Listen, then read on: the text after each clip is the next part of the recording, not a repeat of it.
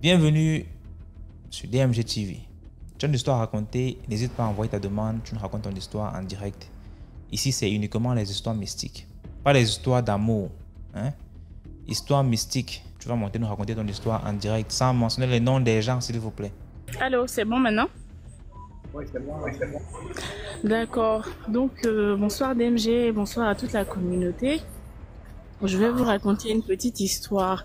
J'avais essayé de raconter la dernière fois, mais c'était pas bien passé parce que j'étais un peu stressée. Donc, je vais y aller tout doucement.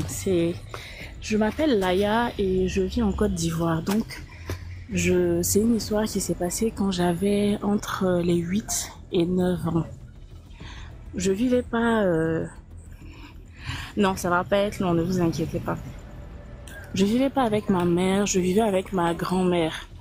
Donc, pendant les vacances, on allait comme ça à la campagne, tout et tout. Donc, on a pris le car et puis on allait dans une ville qui s'appelle Lakuta.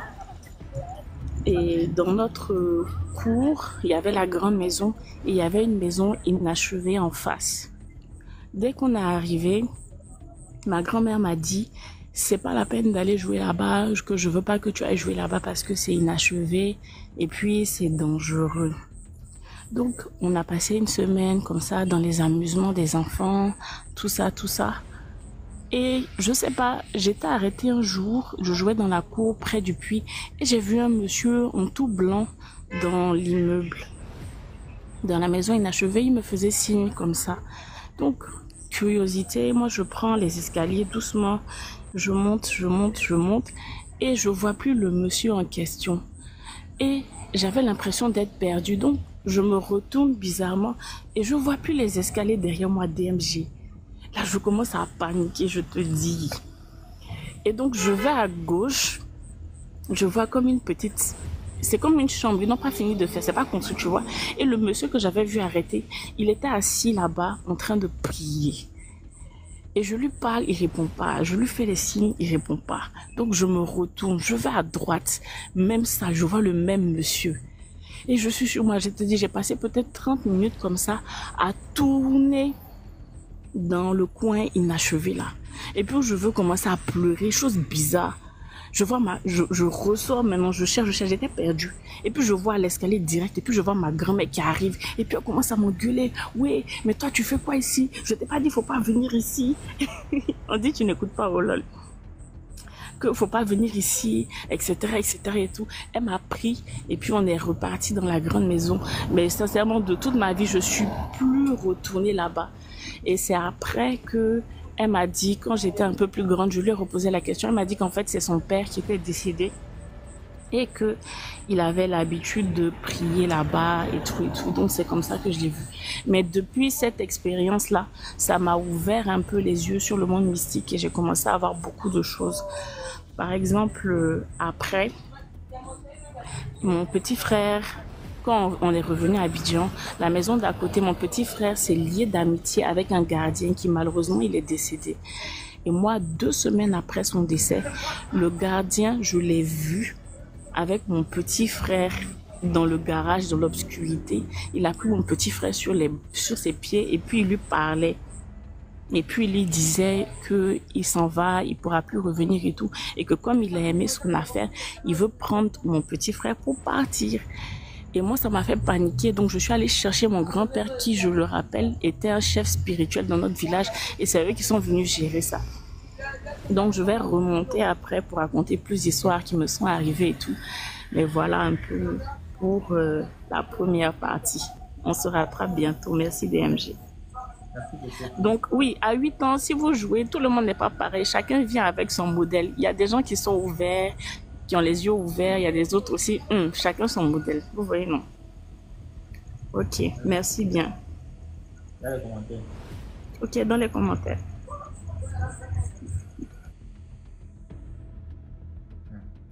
Pourquoi les enfants, c'est toujours quand on dit ne pars pas là-bas que l'enfant a envie de partir? Qui peut m'expliquer ça même? Pourquoi c'est même bon, les enfants et les femmes, c'est toujours comme ça. Quand tu dis à un enfant ou à une femme que ne fais pas ceci, c'est là où elle a envie, c'est là où l'enfant a envie de faire ça. Bonsoir, Morning Star. Bonsoir DMG. C'est ça que tu vas Bonsoir dire. aux spectateurs. Bonsoir à la communauté de DMG TV. Alors, je monte parce que voilà, j'ai fait un commentaire. DMG m'a dit il faut monter pour venir nous raconter. J'ai fait un commentaire en rapport avec les rêves. Quelqu'un qui avait vu en rêve sa copine qui est venue dire au revoir, puis une semaine après, la camarade en question est décédée. Et puis j'ai dit, je fais très souvent des rêves de ce genre. Ça ne veut pas pour autant dire que je fais uniquement ce genre de rêve. Je m'explique. Je commence en... Mon premier rêve prémonitoire qui m'annonce un décès, c'était en 2020. C'était en 2020 et on venait m'aviser du décès du frère de mon père. Et moi, je n'avais pas compris en fait. À ce moment-là, je ne comprenais pas. Je me rappelle même à ce moment, même avant, tellement de choses m'arrivaient que je pleurais. Je disais non, pourquoi moi? Pourquoi c'est moi? Je ne suis ni le premier enfant de la famille. Pourquoi on le dit? Parce que généralement, ce sont les premiers qui sont des héritiers et très souvent les derniers qui sont les successeurs. Donc je me lamentais, je disais je suis ni le premier enfant, ni le deuxième, ni le dernier enfant. Pourquoi? Oh, je ne veux pas être ici, nanana. Et puis, à cette époque-là, le grand-père, le successeur du grand-père disait, ah, je lui ai raconté mon rêve, c'est là qu'il m'a expliqué en fait ce que ça signifiait. Parce que bien évidemment, à la veille, la nuit de samedi à dimanche de cette année-là, qui était le samedi saint, le dimanche de Pâques, je communique bien avec mon oncle en question par message et tout. Il vivait en Côte d'Ivoire. Il est décédé en Côte d'Ivoire. On s'est écrit dans tout ça et c'est la nuit de dimanche à lundi que je fais le rêve. Mais c'est pas lui que je vois. Je me vois au village. Je vois toute la famille réunie au village. Après, notre cours se transforme en un marché. Je comprenais plus ma tête, tout ça. Je vois comment on parlait même du terrain. Comment on allait diviser le terrain. Et tout. Et le mardi, boum, mon oncle est décédé. J'étais comme, ok.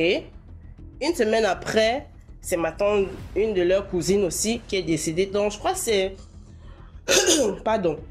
2 semaines plus tard que...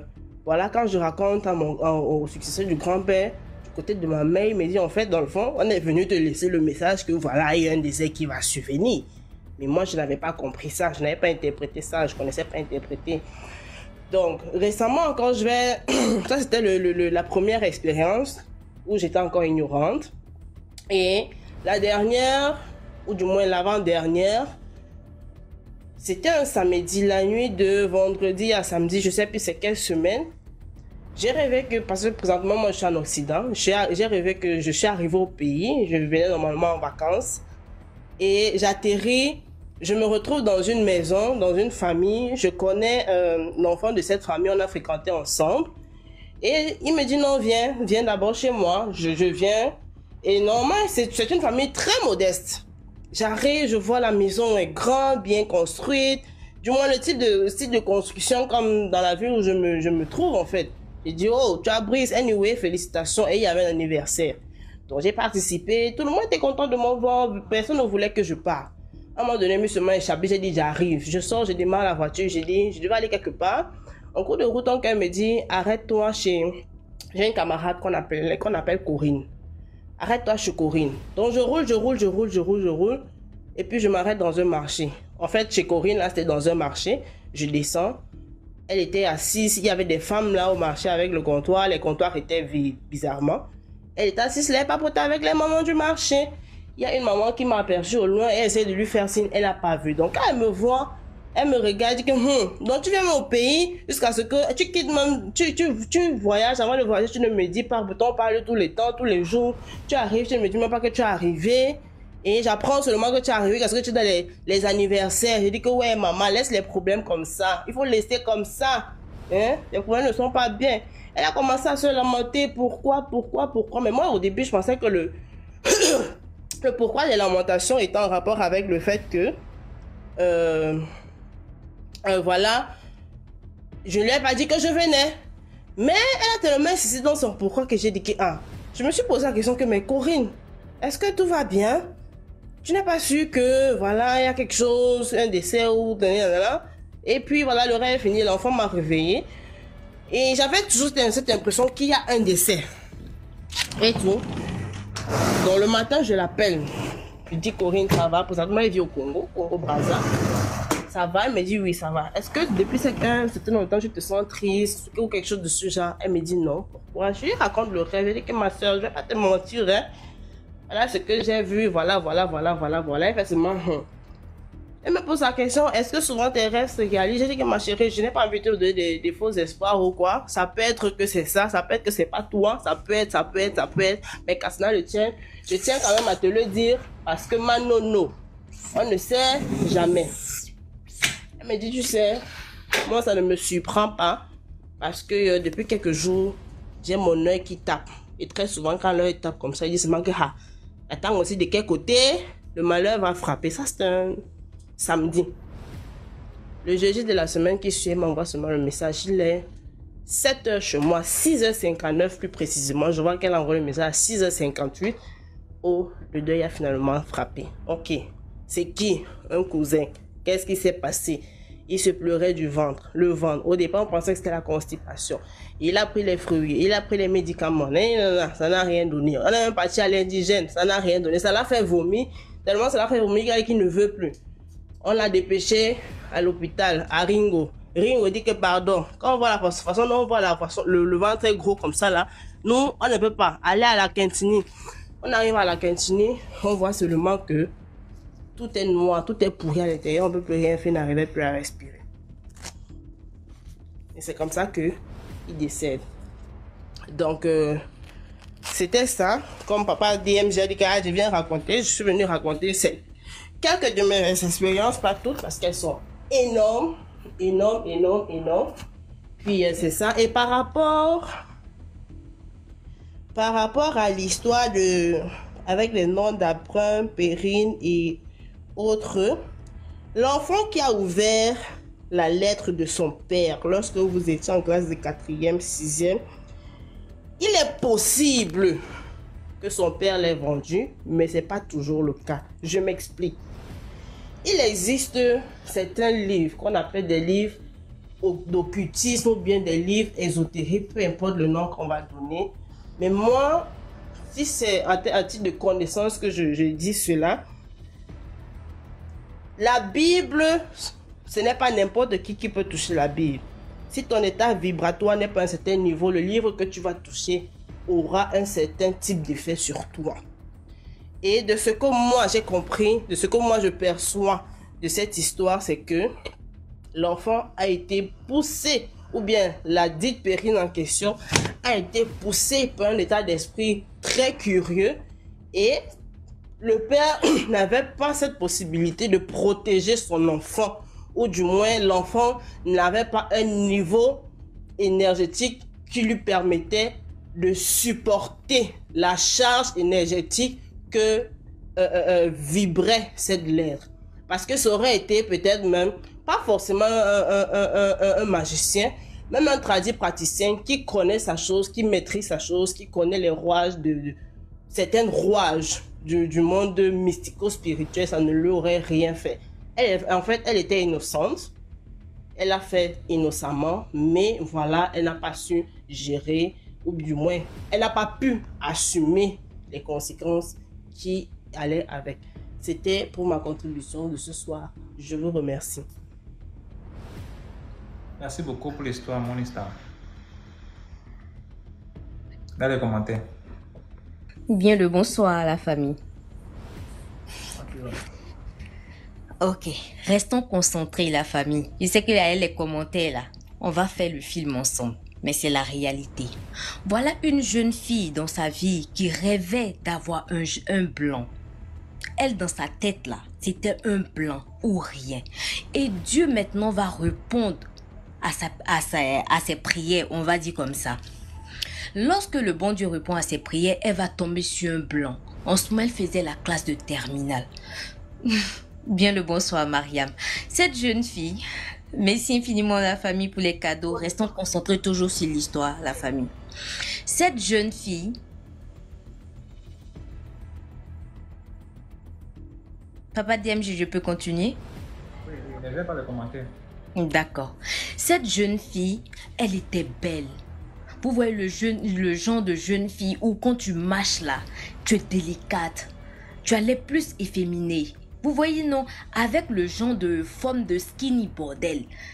Le haut est petit et puis le bas est en forme comme ça, le genre de skinny bio. Donc on appelle ça chez nous skinny bordel dans notre langage. La fille, en tout cas, elle donnait des envies. Voilà la fille maintenant qui va croiser le blanc et commence à faire la meuf. Oui, ça va, vous m'avez appelé? Le monsieur dit, oui, ma chérie, comme vous êtes belle, vous êtes magnifique. Vous êtes très gracieuse. Voilà la fille maintenant qui se laisse emporter par les dits du blanc. Et là, elle va toujours continuer à faire son genre, elle n'est pas trop intéressée. Pourtant, elle était intéressée. Là, qu'est-ce qu'elle va avoir comme idée? Elle va décider d'aller voir un Baba Oguchi. J'ai juste pris le nom Baba Oguchi, c'est pour dire qu'elle va aller voir un... comment on dit ça, féticheur. Donc elle va aller voir un Baba Oguchi. Lorsque la fille se dépêche, vous savez le genre de chaussures qu'on porte pour aller faire ce genre de truc là. Les chaussures légères, les tapettes, où j'entends même, tu sais que non, en 3 mouvements nets là, tu es déjà devant. Voilà la fille qui porte ses pètes-pètes.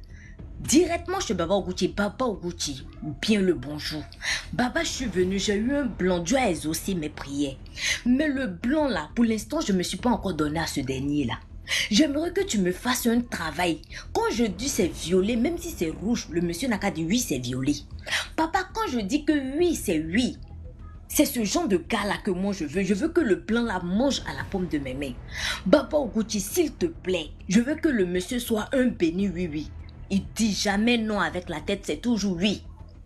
Voilà le monsieur qui dit, ma fille, tu es sûr, tu as quel âge d'abord? Il dit, Baba, faut laisser affaire de âge là.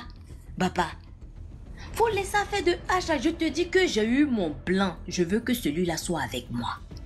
Je veux que Jean, il soit mon mari. J'ai trop rêvé de blanc, Baba. Voilà le monsieur qui dit, d'accord, tu es sûr, ma fille? Elle dit, papa, s'il te plaît, s'il n'était pas sûr là, je n'allais pas venir. Voilà le monsieur qui dit, d'accord ma fille, il n'y a pas de souci, je vais faire ton travail. Le monsieur lui donne une date, elle vient récupérer son colis. C'est un flacon de parfum. Lorsque le monsieur lui donne le flacon de parfum, le monsieur lui dit quoi? Le Baba Oguchi lui dit, prends ceci, avant que tu vas avoir un truc avec le monsieur là, faut te parfumer de la chose. La jeune fille maintenant va exécuter, elle rentre chez elle à la maison. Le whitey, le blanc l'appelle. Elle dit, ah, voilà mon blanc là. Aujourd'hui, il y a une soirée spéciale avec ce dernier là. Elle rentre dans la douche, elle lave les aisselles. En tout cas, en bas là-bas, faut la voir en train de racler tous les saletés, de se mettre propre. Très propre. Ah, même on va dire JKO, elle a mis dedans, elle a commencé à se jouer les fourreuses de trucs là-bas, en dessous là-bas. Hein? Elle l'a assaisonné là-bas pour dire aujourd'hui, elle s'est tuée pour tuer. Ça passe ou ça casse, mon blanc là, il va lire le. Ce que je vais lui faire, les lancements de reins sauvages que je vais lui faire, lui-même il va jamais m'oublier. Voilà la fille qui se lève maintenant et pas derrière son blanc. Arrivée là-bas, voilà le blanc et s'est aspergé d'abord du parfum que le Baba Oguchi lui a donné. Arrivé chez le blanc a fait à manger, les blancs sont très délicats. Il fait à manger, il commence à boire. Mais elle fait tout. Le monsieur ne gnoque pas, il fait pas. Elle fait les provocations un peu, mais le monsieur ça prend pas. Elle se demande, mais qu'est-ce qui n'a pas marché? Elle fait tout, le monsieur refuse de la toucher. Elle était là maintenant.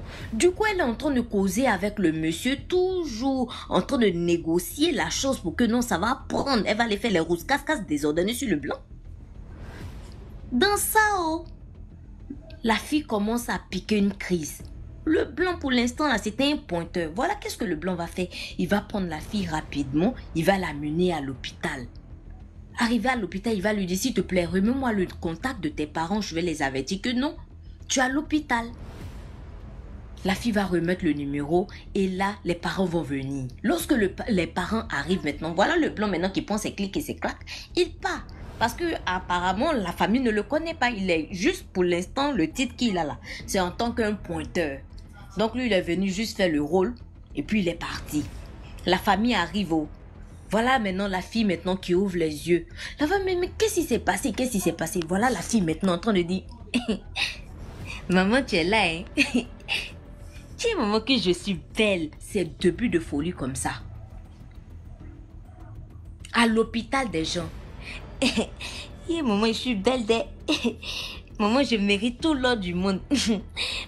La fille a commencé à faire des scènes. Voilà la maman qui voit que non, si elle n'attrape pas rapidement sa fille là, c'est fini comme ça. Ça, c'est le début de folie. Si tu as raté le début là, c'est pas à la fin que tu pourras gagner la personne. Ils sont très rapides. Et puis ils sont très endurants, les fous.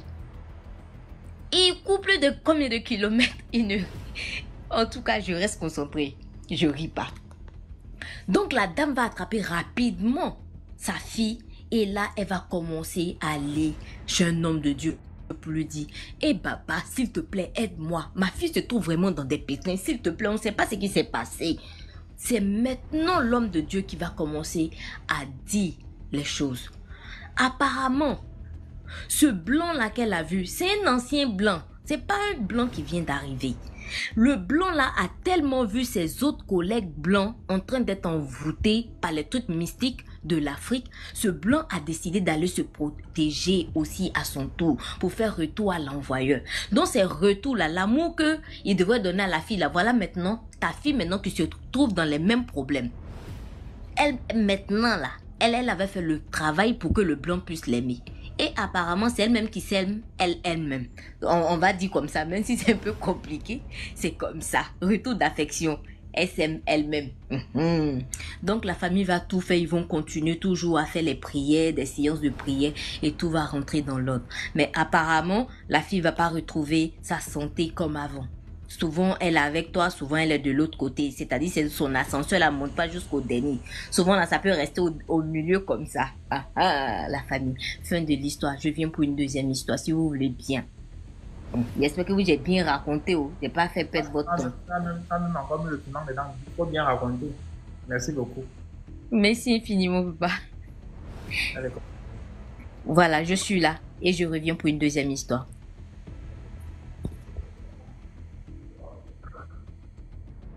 Elle va faire des coups casse-casse vraiment. Hein.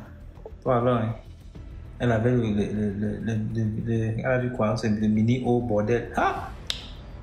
Massa. Les Ivoiriens avec les mots, hein. C'est la magie. Quand vous voyez les blancs maintenant ici en Afrique, vous pensez que c'est encore les anciens blancs qui venaient d'arriver en Afrique, qui viennent découvrir. Oh bon, manger. J'ai vu un blanc ici. Ils sont allés manger où on mange le héros. On voit le blanc là-bas. Normalement, quand on passe à comment du héros, on te dit, c'est un peu le héros de 500 ou 1000 francs, ça dépend de ce que tu veux manger. Le gars arrive, il dit, je veux un plat de héros avec le hoko, avec un bono soupe. Il dit, mais c'est quel plat qu'il connaît à le bono soupe? C'est une sauce nigérienne. Là. Et donc, parfois, tu mélanges ça avec le héros. Donc, c'est une composition déjà pour les connaisseurs même du héros. Et à quel moment le blanc se connaît à l'ogbono soupe? Il dit que même mélange le héros et l'ogbono soupe. Ça c'est pas un blanc. Là c'est un noir qui s'est maquillé. C'est le dans ça. Allô. Bonsoir. Bonsoir DMG. Comment tu vas? Ah, ça va tout doucement. C'est pas une sinécure montée dans ton live. Il faut s'armer de beaucoup de patience. Pas une quoi? Je dis ce n'est pas une sinécure montée dans ton live. Il faut s'armer de beaucoup de patience. Je pensais maintenant sur moi. Merci, j'ai compris. J'apprends les sinécures. Ok, qu'est-ce que je prends? Ok.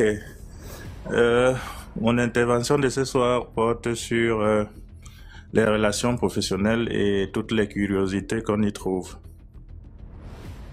Et comme je te disais déjà dans un de mes vocals, que j'avais des expériences, que je commencerai par mes propres expériences avant de partager celles qui m'ont été racontées par mes proches.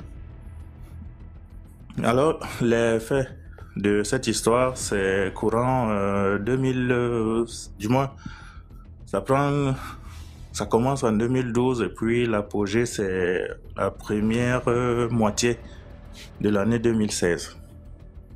Je travaille pour un homme d'affaires au Cameroun, j'y étais encore, précisément à Yaoundé.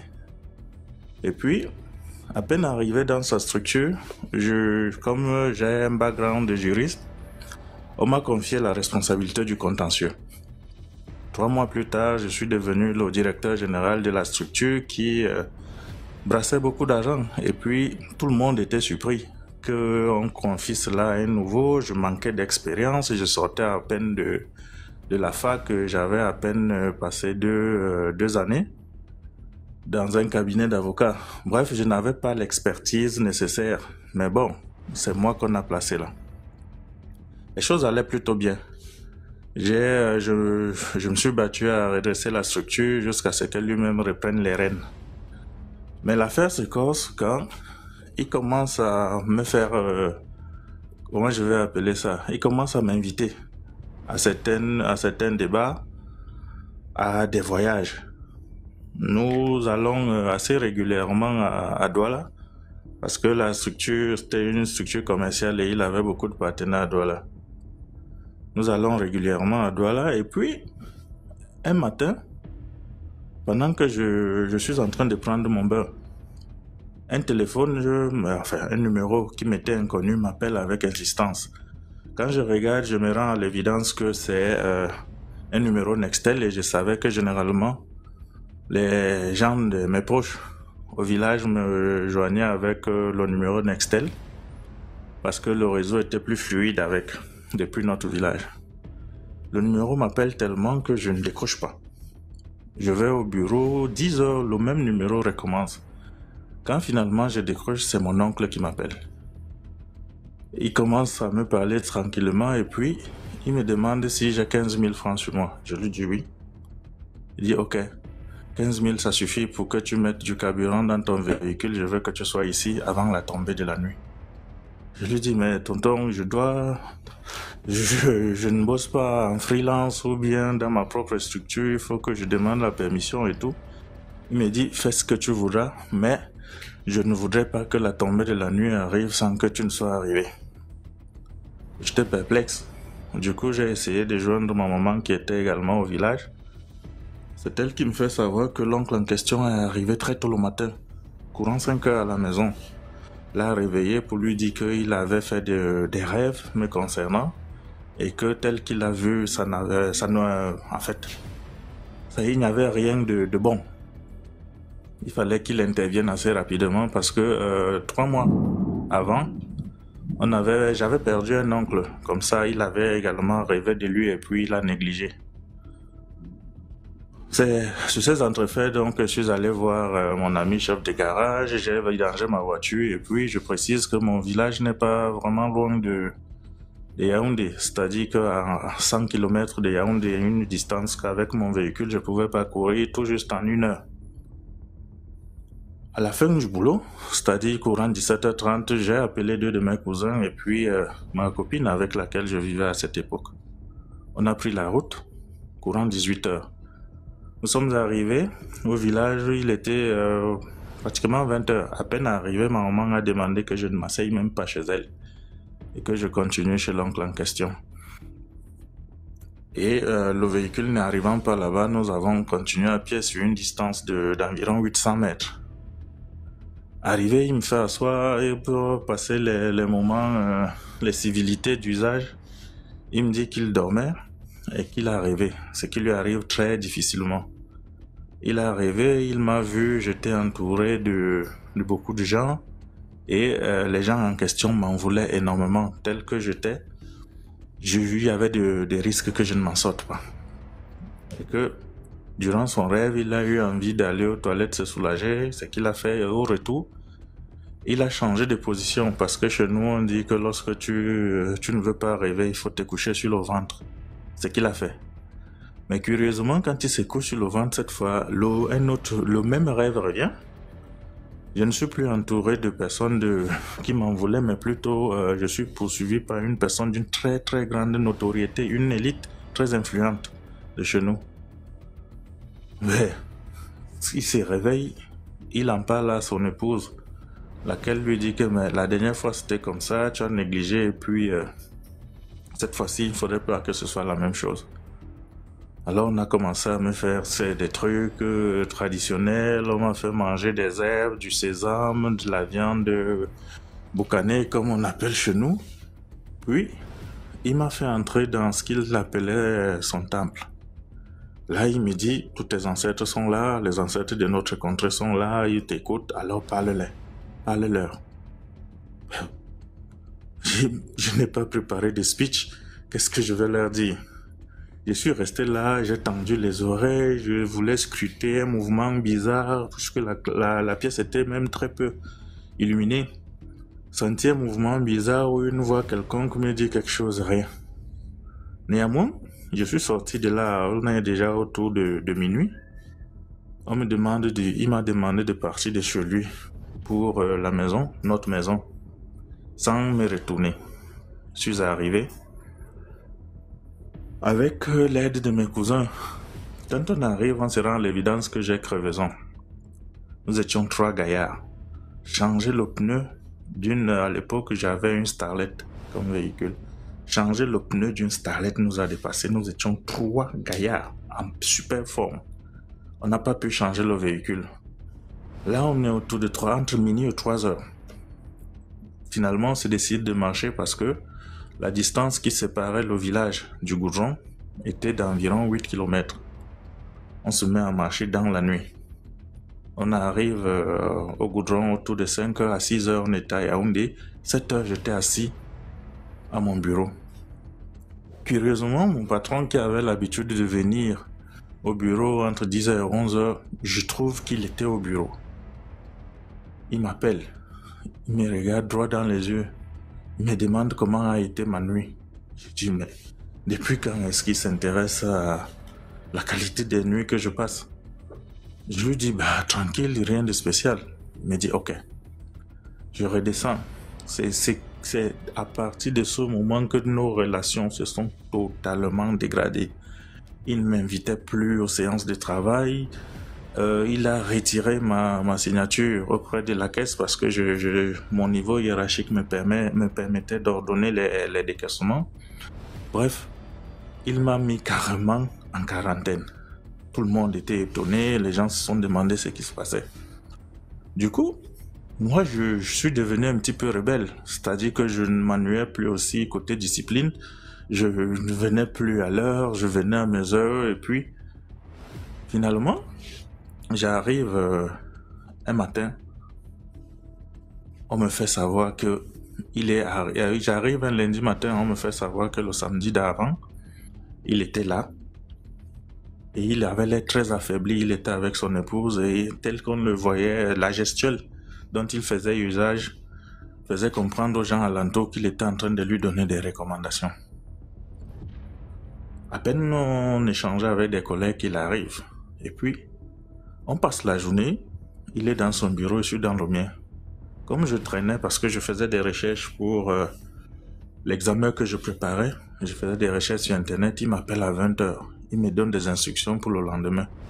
Curieusement, le lendemain en question, il m'appelle. Il me dit, il faudrait qu'on aille à Douala.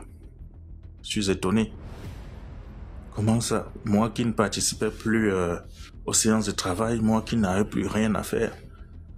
Il me dit, il faudrait qu'on aille à Douala, je me sens fatigué, tu vas me conduire. J'ai dit, ok.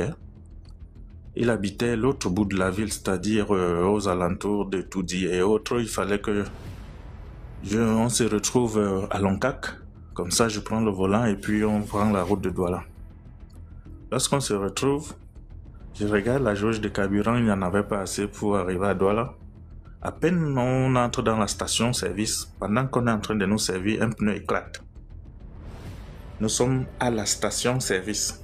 C'est-à-dire qu'on n'est pas en train de rouler, la voiture n'est pas chargée, le pneu éclate. Et quand je parle de voiture, c'était une très bonne voiture, c'est-à-dire le genre que c'était une Vitara en superbe forme. Elle éclate. Néanmoins, on loue les services d'un petit qui passait, il change le pneu. On avance, genre, on va trouver un endroit où acheter un pneu de secours. On trouve le pneu de secours, on le monte. Lorsqu'on arrive à la sortie de la ville, ça s'appelle Ahala, échangeur à Ahala. Le deuxième pneu éclate. Pendant qu'on est en train de changer, ma grande soeur m'appelle. Elle est ce que les Gabonais appellent la tête ouverte, quelque chose comme ça. Ma grande soeur m'appelle. Elle me demande si je suis chez moi. Je lui dis non, je suis en train d'aller à Douala. Mais qu'est-ce qu'il y a d'aussi urgent à Douala? Non, j'accompagne mon patron. Elle dit ok. Je ne sais pas la raison que tu vas lui donner. En tout cas, viens me chercher. Je ne me sens pas bien. Je voudrais que tu m'accompagnes aux urgences. Tu sais bien que dans cet état, je ne peux pas conduire. C'est comme ça que je dis à mon patron, qu'on m'appelle urgemment à la maison. Il veut insister, je lui dis non, c'est ma grande soeur, c'est elle qui s'est occupée de moi vraiment. Quand elle est en détresse, je ne peux pas la lâcher. Elle habitait au Toguébé. Je le laisse. Je prends un taxi pour Toguébé. Quand j'arrive, je trouve ma grande soeur en train de boire tranquillement. Je lui demande pourquoi elle m'a appelé avec autant d'insistance. Elle ne me dit rien du tout. Je pars de chez elle aux environs de minuit pour repartir chez moi. À 3 heures du matin, on m'appelle pour me dire que mon patron a fait un accident. À l'époque, les accidents, la zone de Bombay était la zone privilégiée pour les accidents. Il y a fait un accident et il est décédé là, sur place. J'ai dit attends. Donc, son plan, c'était que ce soit moi, sa chère je sais pas, les autres diraient chère à Canon, mais en réalité, c'est lui-même qui a laissé livrer parce qu'il n'a pas pu m'amener. Et curieusement, depuis son décès, et puis quelques temps après moi, je suis sorti du pays, mais les nouvelles qui me parvenaient, c'est que tout a disparu comme par enchantement chez lui. Tout. La structure est tombée lamentablement. Son épouse qui avait pris la relève n'a pas pu. Les personnes qui, dit-on à tort ou à raison, qui ont bouffé son argent sont mortes parce que à sa suite, il y a eu une vague de décès des employés qui travaillaient dans la structure en question avec moi. On en a perdu, je crois, 3 après lui, en un an. On a perdu 3 collègues. Et à côté de ça, d'autres légendes ont été dites, comment on le voyait apparaître dans sa maison. La structure est restée comme ça. Certaines sociétés ont même voulu louer les locaux. Ils n'ont pas pu parce que constamment les gens entendaient des bruits, tantôt des pleurs, tantôt des miaulements de chats. Bref, ce que je voulais dire, c'est que faut qu'on reste vigilant, surtout en milieu professionnel. Merci, c'était ça mon histoire. Wow. Merci beaucoup pour l'histoire, monsieur Aldis. Il faut revenir avec d'autres histoires très intéressantes. Merci beaucoup. Ok. Dès je prends le temps de lire les voices que je t'envoie, s'il te plaît. D'accord, c'est sûr. Ok, d'accord, merci beaucoup. Ok. Allez, bonne soirée à tous.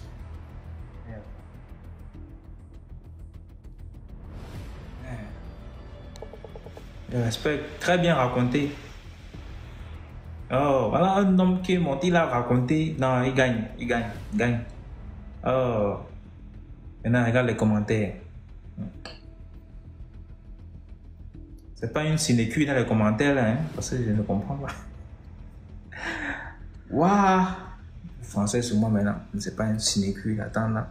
Hey! Une histoire bien racontée. Mais dites-moi, qu'est-ce que vous pouvez tirer de cette histoire-ci qui vient de raconter?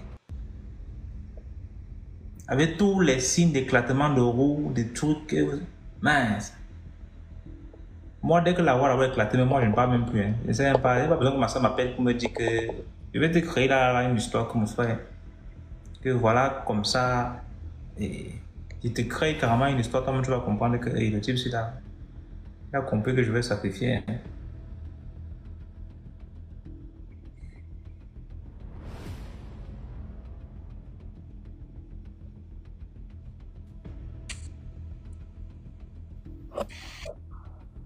Bonsoir.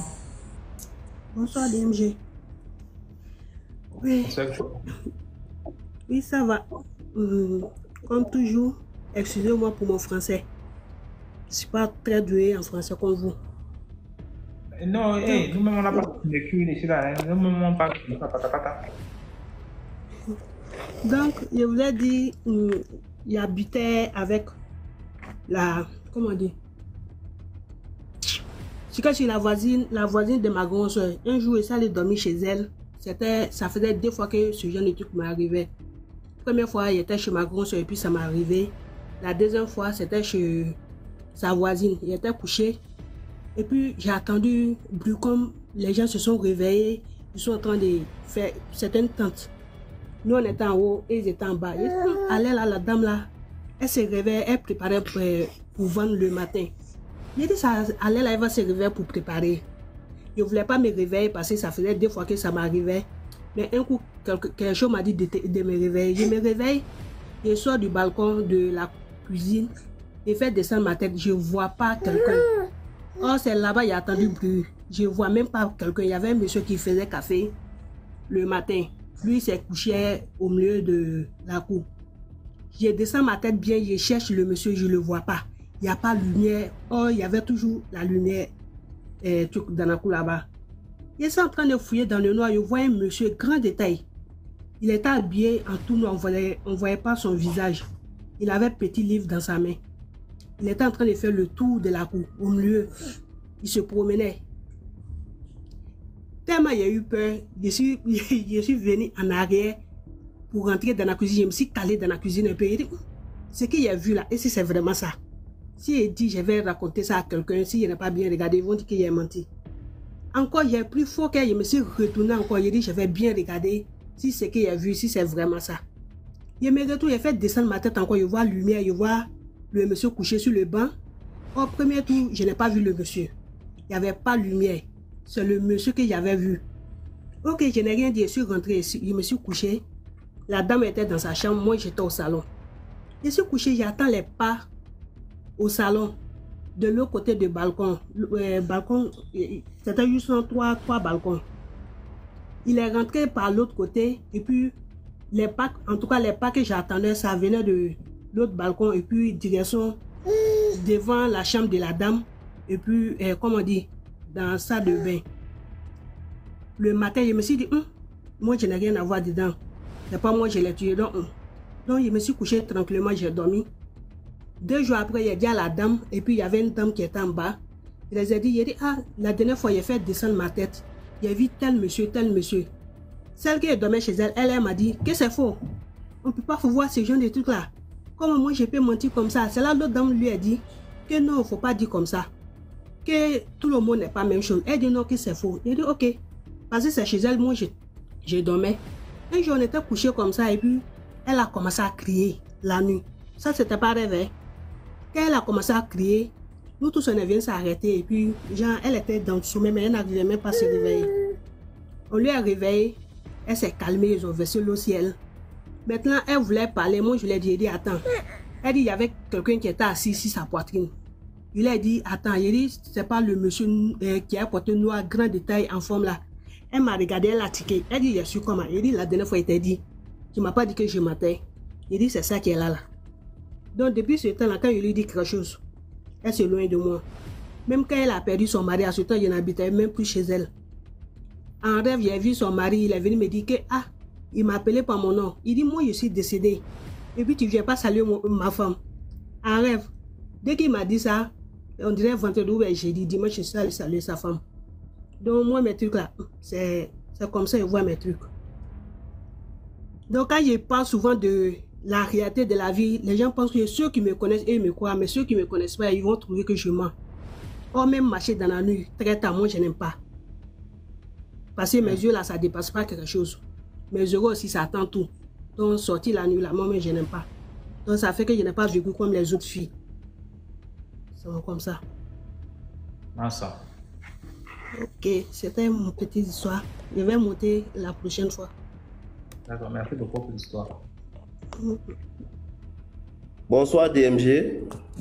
Bonsoir, chef. Oui, et chez vous? Ah, ça va très bien, ça va très bien. Et oui, ok, il n'y a pas de souci. Bon, je voulais vous raconter une histoire. Une histoire, bon, réelle. C'est quelque chose, jusqu'à présent, c'est elle là même. Ok. Voilà, au fait, c'est l'histoire d'une fille. L'histoire d'une fille, au fait, bon, et elle a fait un accident. Voilà, c'est bon, c'est au Burkina. Voilà, plus précisément dans un quartier qu'on appelle Tanguin. Voilà, donc ça a été vers un croisement qu'elle a eu l'accident. Donc elle partait pour déposer ses papiers. Bon, elle a eu un accident et puis sur le coup, elle est décédée. Voilà. Donc, bon, tard dans la nuit, plus précisément les vendredis. Voilà. Donc, bon, et il y a 3 filles. Voilà, il y a 3 filles qui sortaient peut-être bon, pour comment dirais-je, pour faire le show. Donc, le week-end. Voilà, donc, quand elles rentraient, quand ils ont fini de faire le show, bon, aux alentours de 2 heures du matin, elles revenaient. Voilà, donc, aux alentours de 2 heures du matin, elles revenaient. Elles ont croisé une jeune fille. Voilà, une jeune demoiselle belle. Voilà, ils ont commencé, qui les a arrêtés. Elle était en train de faire autostop. Donc, du coup, ils se sont pressés de la prendre. Voilà, elle a expliqué que comme quoi, bon, elle était avec son copain et puis bon, ils se sont pas attendus, donc bon, ils ont rompu, donc le copain l'a déposé et elle attendait que quelqu'un passe seulement bon, pour pouvoir la ramener chez elle. Donc du coup, et ils se sont engagés à la prendre. Donc on l'a dit de venir entrer dans le véhicule. Comme elle est rentrée, ils ont commencé à bouger. Voilà. Donc, chemin faisant, il y a une des filles qui était derrière. Voilà. Puis elles étaient 3 à la base. Donc, du coup, bon, il y a celle qui était restée derrière là. Et elle a commencé à poser la question à la fille là. Et que ma chérie, qu'est-ce qui s'est passé? Donc, elle a commencé à expliquer, voilà, que bon, effectivement, c'est avec son gars, il y a eu des embrouilles. Et bon, à un certain moment, elle a senti des odeurs et elle a demandé à la fille là, que ma chérie, que de nos jours, là, toi tu continues à utiliser ce genre de parfum. Et elle dit que non, que c'est le genre de parfum qu'elle utilise depuis fort longtemps. Voilà. Donc, ils ont continué. Bon, mais quelque chose les tickets, bon, eux, ils ne pouvaient pas savoir. Ils ont continué jusqu'à arriver à un segment, un croisement, un segment plutôt. Donc, bon. Et la fille les a dit de tourner, que chez elle c'est non loin d'ici. Voilà. Donc ils sont allés, ils ont déposé la fille devant la porte. La fille a dit de faire pardon, que de ne pas partir la laisser, parce que elle connaît bien son quartier, qu'il y a des voyous. Bon, comme c'est le noir, là, elle a peur. Donc, ils disent ils vont faire comment? Bon, ils se sont débrouillés, elles l'ont amené devant chez elles-mêmes. Ils ont commencé à klaxonner, bon, pour que quelqu'un sorte quoi. La sonnerie, appuyer sur la sonnerie pour que quelqu'un sorte. Donc, quand ils ont senti que quelqu'un vient, quand ils ont senti que quelqu'un vient là, quelqu'un venait, la fille a disparu. Elles ont cherché de gauche à droite. Ils ont cherché à savoir là où la fille était rentrée. Elles ont ouvert le véhicule partout pour savoir là où la fille a été rentrée. Mais elles n'ont même pas trouvé de traces. Donc jusqu'à ce que ils ont commencé à narrer l'histoire que non, bon, ils ont envoyé une fille, bon, il y a une fille qu'ils ont croisée et la fille a dit que non, bon, elle voulait qu'on la dépose. Et directement, le papa de la fille a dit que non, que de venir, qu'elle n'a qu'à venir dedans. Puis elle savait, le papa la savait déjà, que de venir, qu'ils ne sont pas les premiers quoi, que de venir. Donc, bon, effectivement, elles ont suivi le vieux, bon, ils sont arrivés, on les a fait asseoir jusqu'au petit matin. Voilà, et puis on les a dit d'appeler leurs parents respectifs.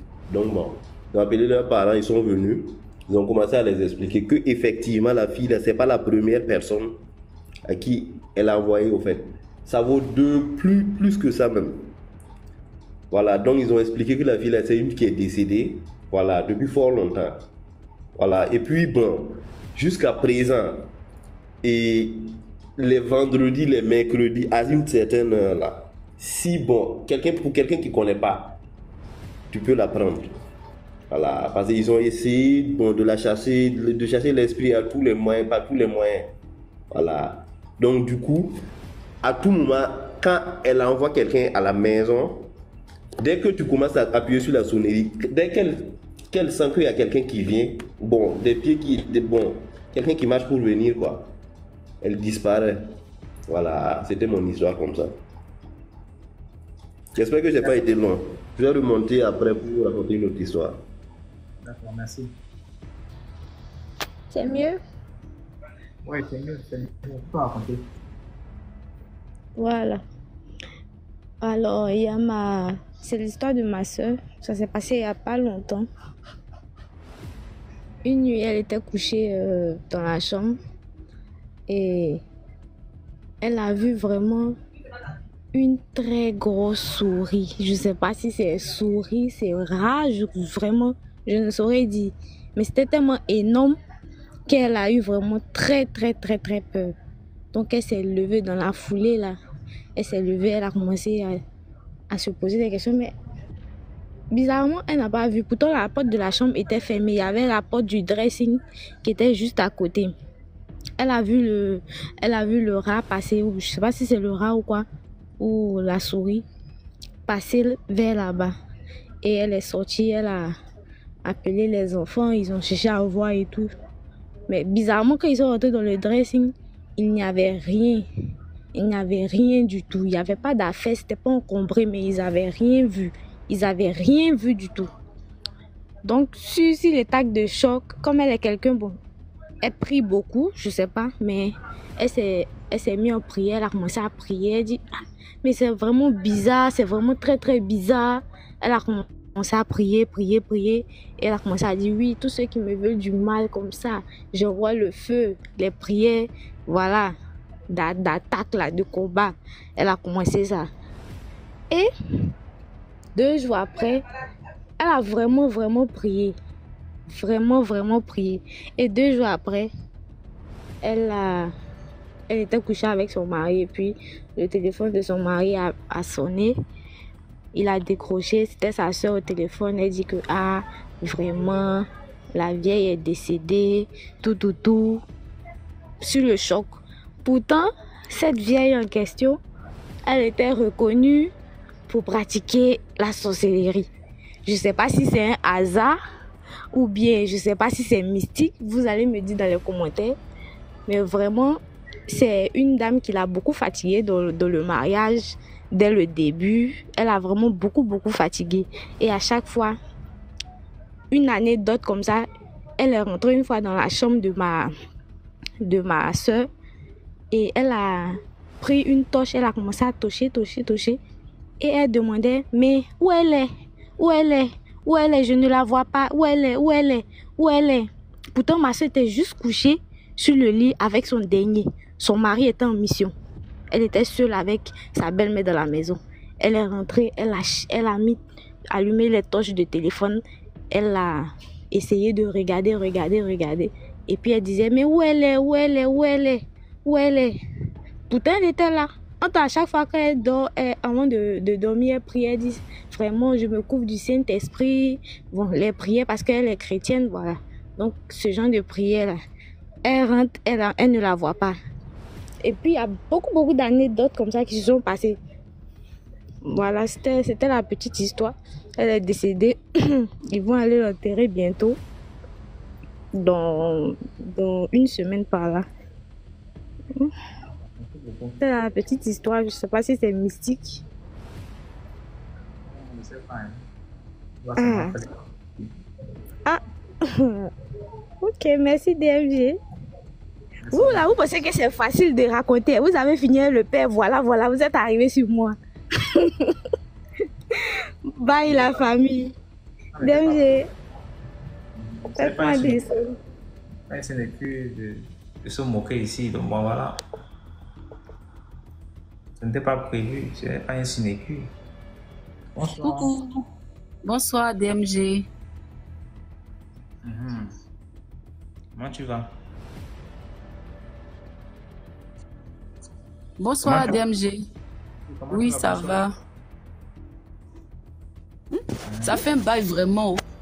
Depuis, je cherche à rentrer sur le live là. Je ne sais pas à quelle heure. Aujourd'hui, je suis tombée dessus comme ça. Le Cameroun et le Maroc là. Je ne sais pas. Quelle heure, ne sait pas. Le Maroc ou le Cameroun? Oui. Ah, moi, je ne sais pas. Hein. Ah, en tout cas, je cherche, mais je te suis sur... Il est quelle heure maintenant? Actuellement, il est 23h37 au Maroc. Ah, alors. Même chose ici. D'accord. En tout cas, grave DMG. Vraiment, je te suis grâce à ma soeur qui m'a montré le truc. Et puis, je t'ai envoyé un message sur WhatsApp concernant l'histoire de ma soeur qui sortait avec un corps habillé, mais qui était mort quelque part. Et puis, il est venu sortir chez nous. Mais je ne sais pas si tu as balancé l'histoire, je n'ai plus suivi. En tout cas, vraiment, comme j'ai tendance à l'écouter sur YouTube, partagez, likez, mettez les cœurs, tout et tout. On est là pour les histoires mystiques, non pour les histoires romantiques. Au passage, je salue en tout cas. Je salue il s'appelle comment même là, oh, le guerrier de quoi là, le fils de Kribi. Voilà. Donc, DMG, j'ai ma petite histoire à raconter. Il y en a plusieurs, mais bon, je vais commencer par une et puis après, si je peux remonter. Voilà. L'histoire, c'est l'histoire d'une amie avec son grand frère. On était à Port-Boué, pour ceux qui connaissent bien, on était à Port-Boué, à Abidjan, du côté de Côte d'Ivoire. Et la sœur et son grand frère, ils étaient quittés à une veillée et ils venaient. Et pour ceux qui connaissent bien Gonzac, il y avait une école là. La sœur et son frère, une heure tardive, ils ont vu une jeune fille qui était assise devant une école. Et la fille, elle était assise, comment on appelle, la tête entre les genoux. Elle pleurait, elle avait la tête entre les genoux.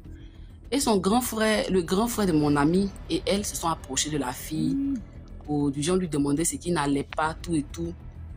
Quand la fille, en tout cas, elle a commencé à expliquer, elle pleurait, elle avait de longues chevelures, elle pleurait. Et bon, eux, ils ont essayé de l'aider.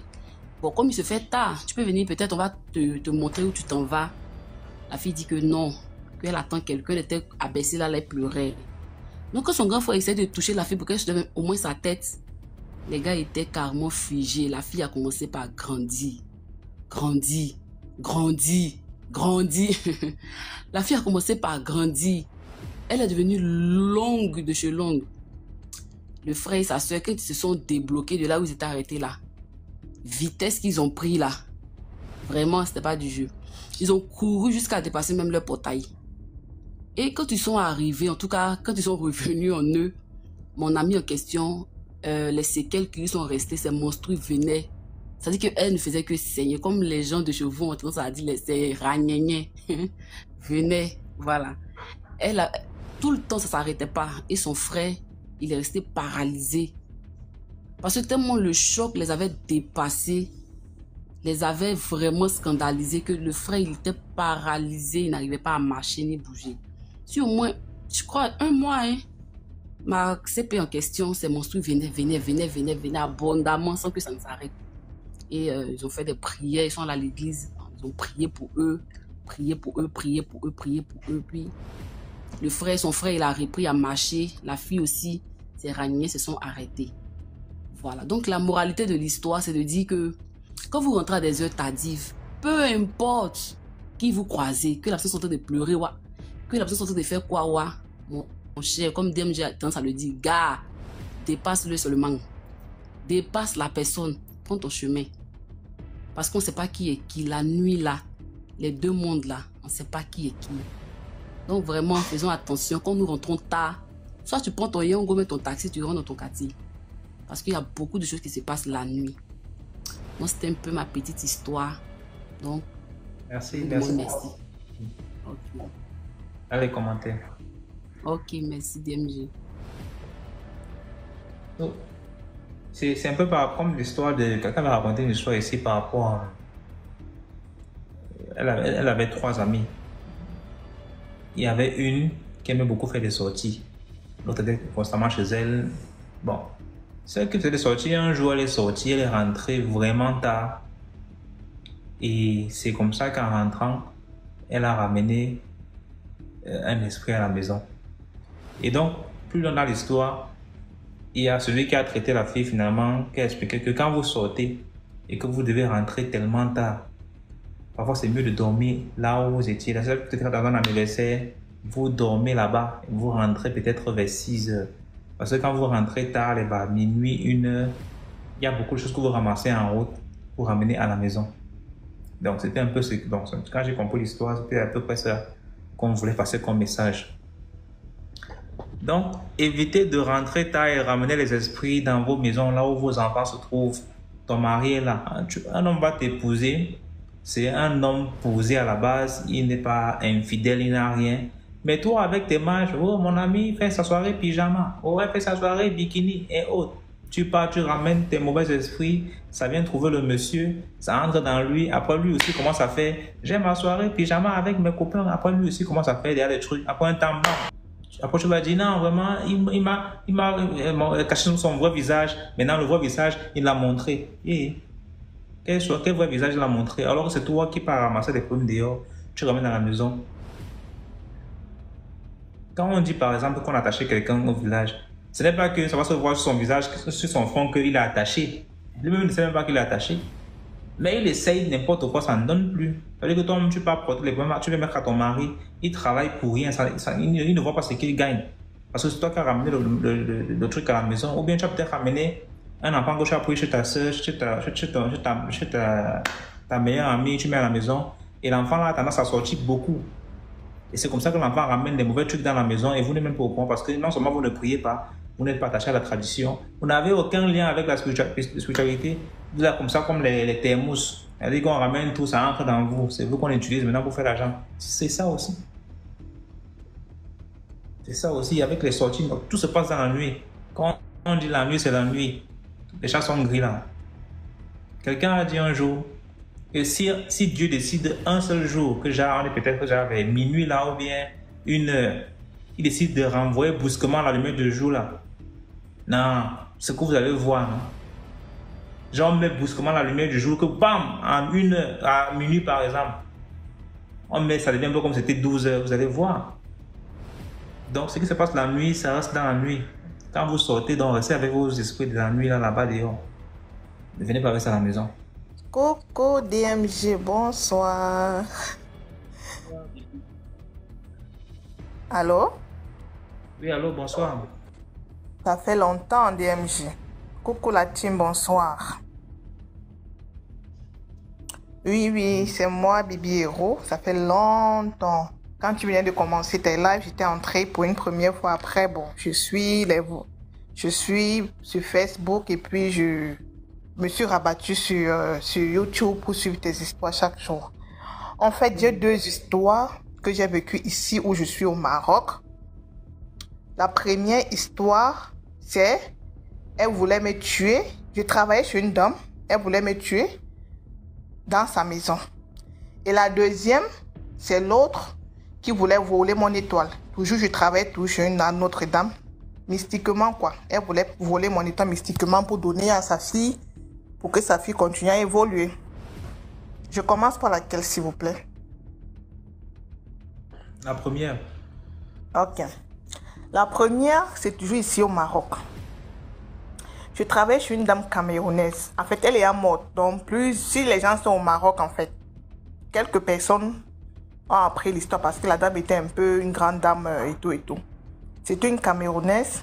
On était logés à l'hôtel, l'un des grands hôtels de Casa. On était logés là-bas dans une suite. Je travaillais pour elle, j'étais que nounou. Je surveillais ses 3 enfants. Son mari était en France. On était environ 4 employés avec elle. Moi, je dormais à l'hôtel avec elle et une autre fille. Elle avait le chauffeur des enfants et un majordome qui gérait les activités extérieures. On était dans la maison ensemble. Premièrement, je précise, quand j'étais arrivée le premier jour, elle était gravement malade. Malade de chez malade. Elle se nourrissait qu'à travers des tubes. Moi alors, comme je suis, entre parenthèses, je suis un enfant, mon papa est notable de 3e génération dans la chefferie de mon village. et je suis comme une princesse. Premièrement, quand ma maman était enceinte, on voyait des jumeaux. En fait, je précise ça parce que vous allez comprendre dans la suite. On voyait des jumeaux, mais je suis née seule et je suis maman des jumelles. Donc, ce qui fait en sorte que j'ai un peu l'esprit ouvert. J'avais raconté une histoire de mes jumelles ici, je ne sais pas si tu te rappelles, mes jumelles, où quand je rêvais des femmes, je les frappais la nuit, le matin. Après, quand mes enfants sont venus au monde, à moins d'1 an, elles se mettaient à taper les sorciers du quartier, elles prenaient des bois, elles parlaient, elles ne s'exprimaient pas bien. Mais quand elles voient une sorcière au quartier, elles disent, toi encore, tu es revenu dans la nuit, on t'a loupé, il faut revenir encore. Donc en fait, c'est ça, c'est un petit rappel quoi. Je précise ça parce que vous allez comprendre à la suite. Vous allez comprendre la suite de l'histoire. Donc, je suis arrivée comme j'étais de 10 ans. La dame était tellement malade. Elle se nourrissait à travers des tubes. Elle m'a raconté une histoire, genre, on l'avait empoisonnée dans la villa où elle vivait. C'est monté ici, c'est monté à droite. Elle me racontait tout un tas de trucs. Et chose curieuse, elle était de l'ouest comme moi. Mais elle n'était pas de même village. Elle était de l'ouest. Vous savez que chez nous, à l'ouest, on est un peu comme la famille. Quand tu comprends l'ouest, on ne veut pas savoir si tu es Baham, Bamendjou. On sait que c'est la famille, quoi. On causait bien. Quand je suis arrivée, elle dit d'abord, le premier temps que je suis arrivée, on la nourrissait par les tubes, comme j'ai dit. Mais quand je suis arrivée, 2 jours après, elle a commencé à se rétablir automatiquement. Même les gens qui l'entouraient ont commencé à dire, oh, la nouvelle fille qui est venue là, elle n'est pas bien. Elle a un mauvais esprit. Elle dit, mais mauvais esprit comment? Quelqu'un vient dans ma maison, venir à côté de moi pour me garder. Je commence à me rétablir. C'est son esprit qui vous dérange ou pas? Donc, les gens qui étaient autour de moi, comme elle ne pouvait plus faire des activités, tu vois. Donc, c'est maintenant moi. Le fait qu'elle se rétablissait, c'est comme ça énervait les gens. Quelqu'un est malade, elle vous a confié ses activités, vous partez faire du n'importe quoi. Maintenant, comme je suis venue, c'est qu'il y a les gens, quand tu entres dans une maison quelque part, ton esprit illumine la maison et tout. La dame a commencé à bien se sentir. Elle commençait à prendre ses activités à main et tout. Et elle était entourée que des Français. Parce qu'elle voulait ouvrir une société ici au Maroc. En fait, quand elle parlait, elle voulait, c'est vrai qu'elle a décédé quoi. Je vais vous raconter jusqu'à ce qu'elle arrive à sa mort. Il y a le Français qui était à la base de ses affaires. Non, cette fille, depuis qu'elle est arrivée, vraiment, tu as changé avec nous. Elle a une très mauvaise influence sur toi. Elle dit, mais cette petite fille, elle n'a même pas... elle a quel âge pour avoir une influence sur moi? Donc, les gars parlaient côté spirituel. Parce que la dame, maintenant, elle aimait que je reste auprès d'elle. Stéphanie, il faut être là.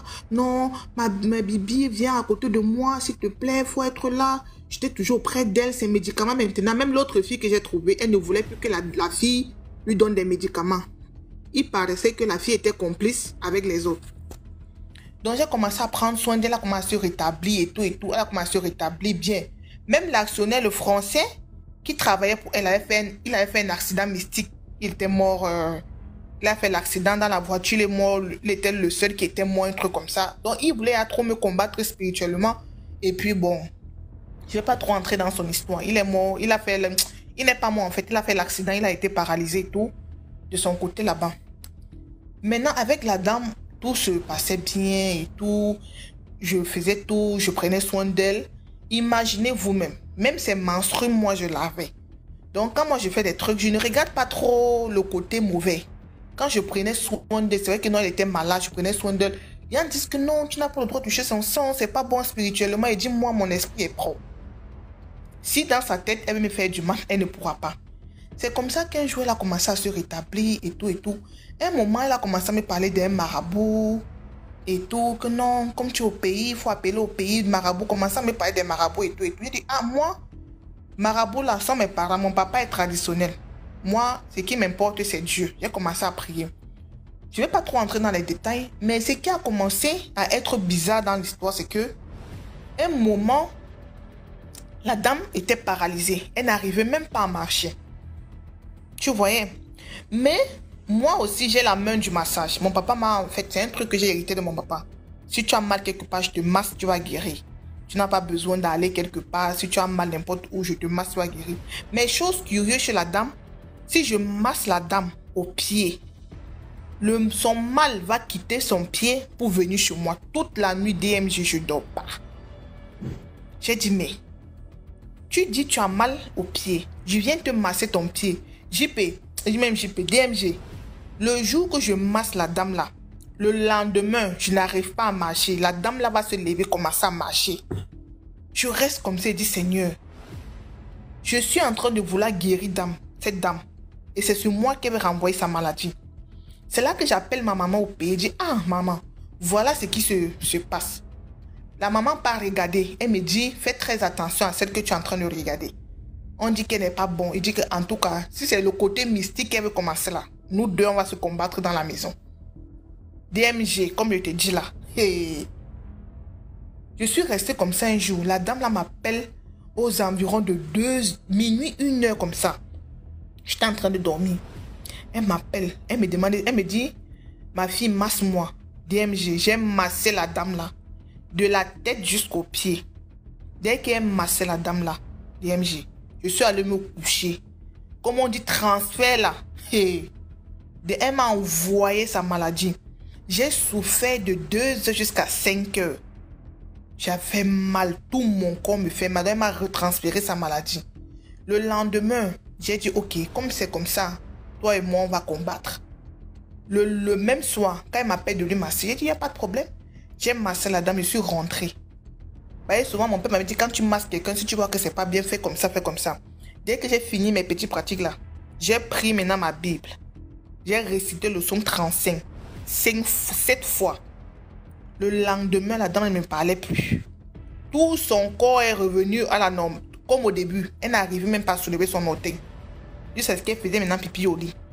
Un jour à minuit, elle m'appelle, elle me dit, pourquoi tu me détestes? Qu'est-ce que je t'ai fait? Tout ce que tu me demandes, je te donne. Hein? Qu'est-ce que je t'ai fait? Tu es une méchante. Quitte là, sors de ma maison. Je te paye pour rien. Je te paye plus que tu ne fous rien dans ma maison ici. Ici, tu ne prépares pas. Ce sont les employés de l'hôtel qui viennent faire le ménage. Tu es seulement là. JDMG. Tout un tapage. Le lendemain, à 7 heures, elle appelle les autres employés. Elle commence à mal parler de moi.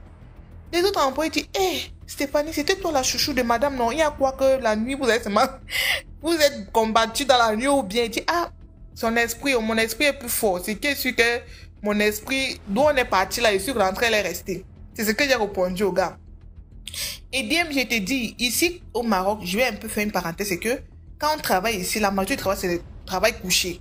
Genre 2 semaines, tu rentres, fais 2 jours, 1 mois, tu rentres, fais 4 jours. Avec la dame, j'ai fait 1 mois et demi, puisqu'elle ne sentait pas bien que non, je vais rester avec elle. Le temps qu'elle va bien se sentir, et puis je vais rentrer, prendre mes jours de repos et revenir. J'ai DMG, comme le truc là s'est passé, le lendemain, elle a dit, le week-end prochain, on compte tous mes 8 jours de repos que j'ai pas pris 1 mois et demi, je pars me reposer chez moi. Qu'elle ne peut plus me supporter dans cette maison. Hein? Je ne peux plus dormir tranquille. Je paye pour rien. Elle fout quoi? DMG, tout le monde était étonné que c'est pas ni. Toi, la chouchou de madame. C'est toi? Elle dit, ah papa, où on est parti là, elle est restée sur rentrée. Oh. C'est pour ça, comme ça, mon esprit l'a bien chicoté parce que moi, on ne me tente pas. Quand je suis donc partie maintenant, dès que je suis partie, je suis rentrée prendre mes 8 jours de congé. Après ça, j'ai eu mal à la dent. Je l'ai appelé que, ah madame, comme vous voyez là, j'ai très mal à la dent. Je ne peux pas revenir tel jour. Est-ce que vous pouvez encore me donner 2 jours? Je vais rattraper, je vais compléter avec les autres jours. Ne viens plus ici. Reste une fois là-bas, tu es renvoyé. Je dis, ah ok, il n'y a pas de problème. Tout ce que Dieu fait, bon, je suis moi restée dans ma maison tranquille. Les mois sont passés et tout. J'ai eu un autre travail. Entre-temps, les gars que j'ai laissés là-bas me disent que depuis que je suis partie, la dame est devenue encore malade jusqu'à elle a été hospitalisée encore 2 fois. Elle était même dans le coma et tout. Qu'elle me demande chaque jour que pardon, je reviens. Mais comme elle est orgueilleuse, elle ne peut pas elle-même m'appeler. Tu vois un peu, de venir. Je suis donc restée tranquille dans mon coin et tout. Je travaillais, j'ai trouvé un autre travail. J'étais tranquille et tout. En décembre 2022, je ne peux pas oublier, elle m'appelle. Elle me dit, ma fille, elle dit, oui maman, c'est comme ça qu'on s'appelait. Ma fille, oui maman, comme tu vois là, je me sens pas bien. Est-ce que tu peux venir? Elle était gravement malade, JP, DMG. Gravement malade. Elle m'appelle, est-ce que tu peux venir me rendre visite? Depuis que tu es parti, vraiment, ce n'est plus comme avant. Quand tu étais là, tu connaissais comment me prendre. Même si que je lavais même ses saignements. Elle fait caca sur elle, je lave. Ma maman a dit, il ne faut plus jamais que non, moi, je suis quelqu'un qui est pas avec le cœur. Mais si toi, tu veux retourner la situation contre moi, de toute façon, je vais te renvoyer ça. Tu vas dire, mieux vaut tu restes avec ta chose. Elle m'appelle, elle commence à me supplier. Est-ce que tu peux venir tel week-end me regarder parce que de reçu là, je ne vais pas bien. Je veux te voir et tout et tout. DMG. Hey. Je suis restée comme ça. Comme Dieu connaît le cœur de ses enfants là. Le week-end qu'elle a demandé que je vienne. Ça a fait que où je travaillais là, on ne m'a pas laissé rentrer. J'ai dit ok, le week-end qui suit, je vais venir. Et le week-end qui suit que je vais venir, elle est morte le week-end qu'elle devait arriver là-bas. Tu te rends compte? Quand je me lève le lundi, je m'apprête pour aller au travail. Mon ancien collègue m'envoie le message. C'était toujours un Camerounais parce qu'il travaillait avec 2 Camerounais et un Ivoirien. Il m'envoie le message. Est-ce que tu sais que madame est morte? Il dit quelle madame? Il dit est-ce que tu sais qu'elle est morte? Il dit mais qui est morte? Toi tu me parles des choses de qui est morte. Toi et moi on a qui en commun encore? Il me dit mais ta maman est morte. Il dit madame est morte au travail. Il dit oui.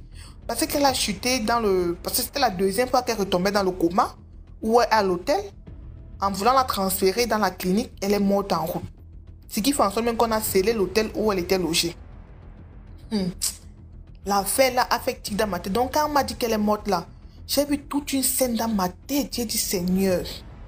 Donc la dame là me voulait quoi? Pourquoi c'est le week-end qu'elle est morte qu'elle voulait que je vienne? C'est quand j'appelle la maman au pays, la maman me dit, si tu partais là-bas, elle devait te transférer sa mort. C'est ce qu'elle voulait faire. Tu te rends compte? Les choses de la terre. Donc elle voulait me voir avant de mourir. Genre me transférer sa mort. Et Dieu faisant la même semaine là, je ne suis pas partie. J'ai eu un empêchement au travail. J'ai renvoyé le week-end qui suivait. Et le même week-end, c'est là qu'elle est morte dimanche soir. J'ai seulement dit yes, les choses de la terre. Travailler chez les gens, prier. Depuis ce jour-là, DMG, même si tu es malade comment, même si ta guérison en massage doit venir vers moi, tu vas seulement mourir avec ton mal. Parce que moi-même, je n'ai pas d'enfant à regarder. Je ne masse plus les gens. Même si ton pied veut se tordre là, je vais dire que mon frère va à l'hôpital plâtré. J'ai fini. Donc la morale de la première histoire, c'est que quand vous travaillez chez les gens là, il faut prier. Faut prier même. En tout cas, ça c'est la première histoire. Je peux raconter la deuxième s'il y a possibilité ou pas? Non, on va prendre la bonne autre personne avant de revenir. Ok, dans les commentaires. Le temps, ça va. Merci beaucoup. Merci beaucoup pour l'histoire. Donc, merci beaucoup pour les histoires. Plusieurs commentaires. 213 partages. On a eu 1100 personnes connectées dans le direct. Merci à vous. Allez vous abonner à la chaîne DMG Productions.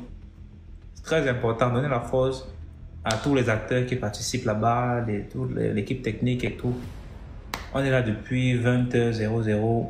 On va s'arrêter là et reprendre mercredi à 20h00 toujours.